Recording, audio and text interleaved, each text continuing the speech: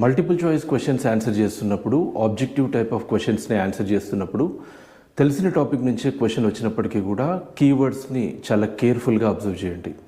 For example, ఇప్పుడు screen పైన కనిపిస్తున్నటువంటి ఈ క్వశ్చన్లో అడిగినటువంటి పాయింట్ని ఒకసారి అబ్జర్వ్ చేస్తే, how many pairs given above are not correctly matched అని ఇందులో మెన్షన్ చేశారు.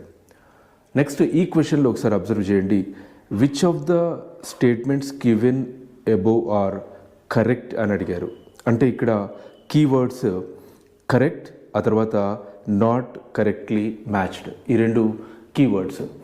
వీటిని కనుక ఎగ్జామినేషన్ హడావుడిలో కొంచెం అటు ఇటుగా చదివిన అనేది, అంటే కరెక్ట్ది ఇన్కరెక్ట్ అని అపోహపడ్డా, లేదంటే ఇన్కరెక్ట్ అని ఇచ్చిన దాన్ని కరెక్ట్ అని అపోహపడ్డా కానీ క్వశ్చన్ ఆన్సర్ రాంగ్ అయ్యేటువంటి ప్రమాదం ఉంటుంది. దీనివల్ల మనము మార్క్స్ గెయిన్ అవుతాము అనుకునేటువంటి క్వశ్చన్ దగ్గర నెగిటివ్ మార్కింగ్ వచ్చేటువంటి ప్రమాదం ఉంటుంది.